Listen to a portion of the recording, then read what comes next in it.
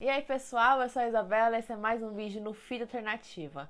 No vídeo dessa semana eu quero falar sobre a quarta temporada da série The Handmaid's Tale.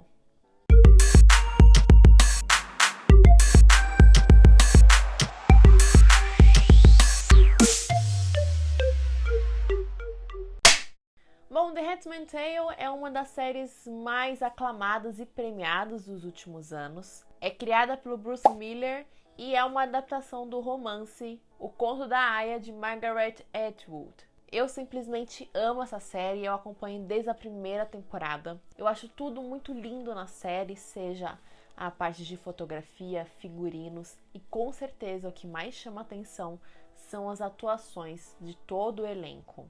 É uma das séries mais memoráveis dos últimos tempos, que realmente faz hoje parte da cultura pop e que traz a Elisabeth Moss protagonizando uma das personagens com histórias mais emblemáticas e pesadas de seriados até hoje. É um tipo de narrativa que me atraiu muito porque, mesmo se tratando de um universo fantasioso, é algo bem palpável. E ao longo dos anos nós vemos na série diversos momentos totalmente revoltantes e violentos, né? Principalmente o que acontece com a protagonista, a June, que é feita pela Elisabeth Moss, sendo estuprada e torturada, além do drama de outros personagens, como as Martas e as Aias. E o que a gente percebe até a terceira temporada é que a história estava meio estacionada, né? Era sempre o mesmo contexto, sempre acabava no final a June, né, passando por alguma coisa muito pesada, seja algum tipo de abuso e violência, e tentando sair de Gilead ou mandando outras pessoas para fora, e ela nunca conseguindo algo, né, nunca tendo alguma glória.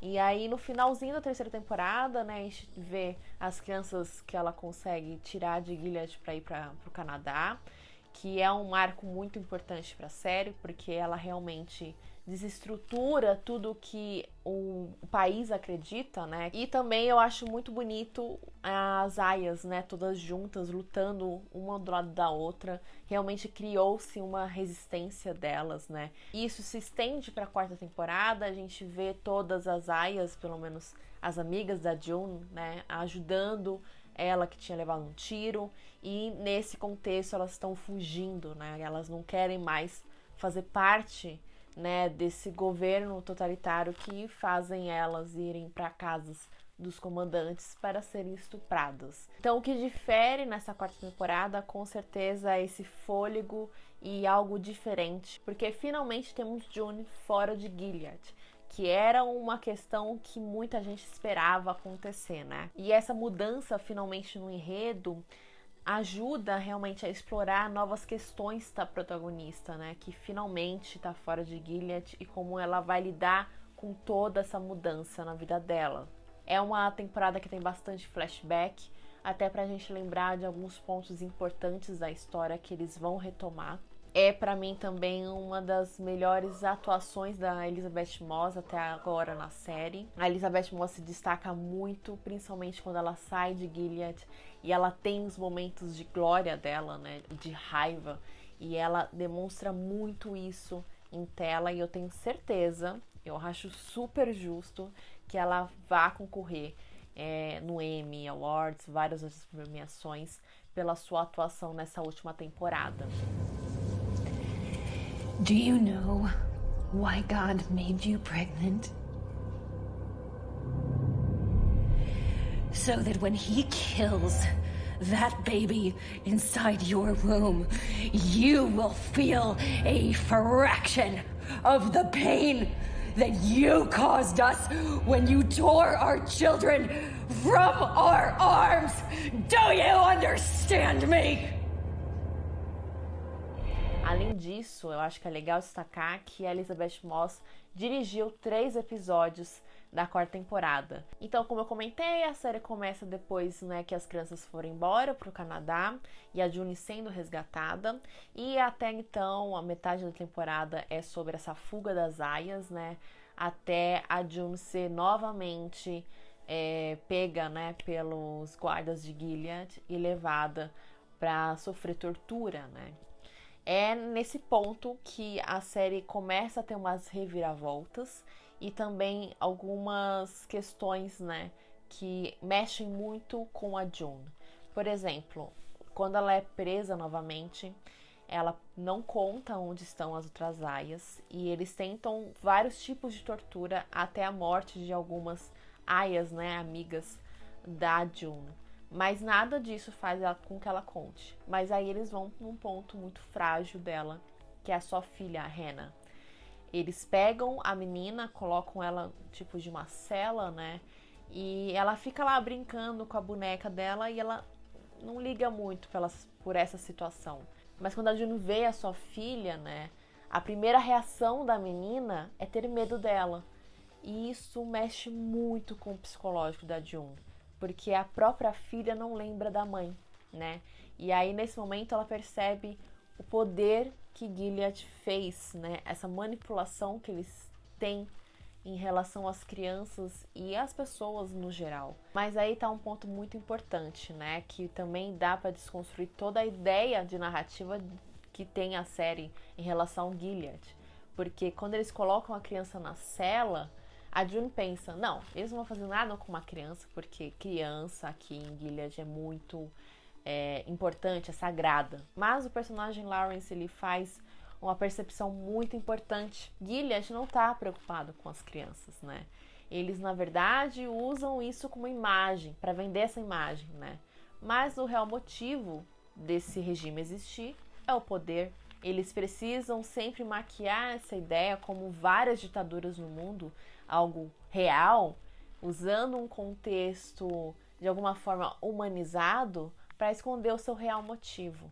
Então eles não estão preocupados com as crianças, né? Eles estão mais preocupados com seus ideais, em ganhar uma guerra e colocar pessoas, né, como objeto para crescer. Mas depois desse encontro da June com a Hannah, ela acaba contando onde estão as outras meninas, né? E depois disso ela consegue novamente fugir, mas nessa fuga só ela e a Janine conseguem. Acaba que as outras aias morrem. Essa é uma cena que eu não achei que ficou boa. Eu acho que eles deram uma forçada de barra nisso. Mas mesmo assim, eu acho que a partir desse momento a série começa as suas mudanças, porque elas vão para Chicago, que é um lugar que está acontecendo a guerra civil. E aí na metade da temporada, né, em Chicago tem um bombardeio e June consegue ser resgatada por uma ONG. Que quem está nessa ONG é a Mora. E nesse momento a Janine some, que é uma coisa que eu também não gosto, porque a Janine novamente volta a ser uma aia e fica nesse looping, né? Eu acho que eles devem trabalhar um pouco a ideia dela com a tia Lyria, mas mesmo assim eu achei que era um momento para dar outro contexto para a personagem, até porque eles fazem uns flashbacks muito legais que falam um pouco sobre aborto e vários tipos de perspectivas. E como a personagem era antes de tudo, né? Como ela mudou, tudo que ela passou. Pelo menos Janine não morreu, que era uma das preocupações depois desse bombardeio. E com a chegada da June no Canadá, finalmente conseguimos ter essa percepção real dos traumas da personagem, né? Ela tá finalmente num país livre, ela reencontra o seu marido Luke. E ela também reencontra algumas outras amigas que eram de Gilead, como a Emily. E mesmo saindo de Gilead, né, a gente vê uma June muito traumatizada e que busca por vingança. No primeiro momento, ela acredita muito na justiça canadense, né? Principalmente porque o Fred e a Serena estão presos, né? E uma das cenas que eu mais gosto em relação a isso, com certeza, é o depoimento da June, né? Em que ela finalmente fala tudo o que ela passou lá. É uma cena que não tem cortes. E quando a câmera vai se aproximando, né, a June olha diretamente para a câmera, olha pra gente, pro público. E acaba que o discurso vai muito além do ficção, vai para algo mais real, porque fica um discurso mais amplo em relação a acolhimento, principalmente de vítimas de estupro. Mas mesmo com esse discurso tocante, necessário e várias provas, acaba que o governo canadense faz um acordo com o Fred para que ele entregue informações valiosas para Gilead. Isso faz com que June se sinta mais uma vez traída, né? Nesse caso, pelo sistema. O sistema falhou com ela. Então, ela não consegue colocar isso na cabeça dela. Ela precisa se vingar, ela precisa de justiça. Qual é a forma que ela acha, né? Fazendo ela mesma a justiça dela e para outras meninas, né? Então, eu acho que uma cena que mostra muito qual seria o plano da June em relação a isso é os diálogos dela com a Emily, né? Ela fala muito com ela em relação a querer ser uma boa mãe, a tentar isso com todas as forças, mas Gilead mudou June, né? Ela não consegue mais ser como ela era antes. E o público entende ela, mesmo sabendo que a June está perdendo um pouco a sua humanidade, a sua empatia, a gente entende porque ela sente tudo isso. E a Emily, eu acho que é a única personagem que entende esse ponto da June querer agir, né? Porque a Moira, ela é muito contra a violência e tal, ela tem um discurso bem mais humanizado, mesmo ela passando por várias coisas, ela passou também por vários abusos quando ela estava em Gilead, mas são pessoas e mentes diferentes. E eu acho que nesse contexto, a Emily, que estava até então bem quieta, né, no canto dela até a June aparecer, é muito importante, porque é uma das cenas mais legais você ver a June conversando com a Emily pelo olhar. Eu acho que isso é um dos pontos mais legais da série. Elas resgatam essa comunicação que as aias acabaram desenvolvendo, né, quando elas não podiam falar, elas conversavam pelo olhar, né? E isso é muito presente nessa cena, principalmente quando ela fala que ela precisa ver ele no muro, né, o Fred. E bom, dessa forma temos o desfecho da temporada, que é a morte do Fred. E a cena do linchamento, é horrível falar isso, mas é empolgante, né? O público realmente se empolga por finalmente um personagem tão odiado como o Fred sofrer tudo que ele fez. Ter finalmente, né, essa justiça desse personagem tão ruim, tão horrível e que ajudou a implantar todo esse regime totalitário. Todo episódio é trabalhado em várias metáforas e simbolismos. Como eu falei, a série relembra em flashbacks, né, a história da June. E um desses flashbacks mostra a June seduzindo o Fred, né, e tentando conseguir a sua confiança. E ela retoma esse tipo de conversa, essa sedução, quando ele está na cadeia. E ele cai na própria fanfic, né? Porque ele realmente acha que a June sente algo por ele. E é muito interessante como a série vai fazendo essa narrativa em todo o episódio até chegar ao desfecho e mostrar que ela, como ela fala antes, don't bite, né? Não morda. E até a cena do lixamento, em que ela finalmente pode mordê-lo. E eu falo isso que ela literalmente morde ele. Então, essa cena realmente mostra essas mulheres, né, respondendo finalmente ao seu agressor, ao seu estuprador, né? E é um momento que elas estão muito selvagens, em que elas finalmente conseguem gritar e atacar. Quando eu falo desses vários simbolismos da série, uma das últimas cenas mostra a famosa frase "Não deixe os bastardos te oprimirem", que a June leva assim como mantra durante toda a série, né? E ela usa finalmente, escreve isso na parede quando mata o Fred. E até a música que toca nesse último episódio, You Don't Own Me, é a mesma que toca no primeiro episódio da primeira temporada. Então é como se realmente fechasse esse ciclo, fechasse esse momento da história. Então a série, eu acho que ela testa realmente o espectador, principalmente porque a gente tem pensamentos sombrios, a gente pensa, mas não age, né? E a June, ela age. Então, quando a gente vê essa protagonista impactando tanto o público, você percebe como The Handmaid's Tale tenta a todo custo mostrar uma realidade que pode sim acontecer e que essas são as consequências, que nós somos animais, né?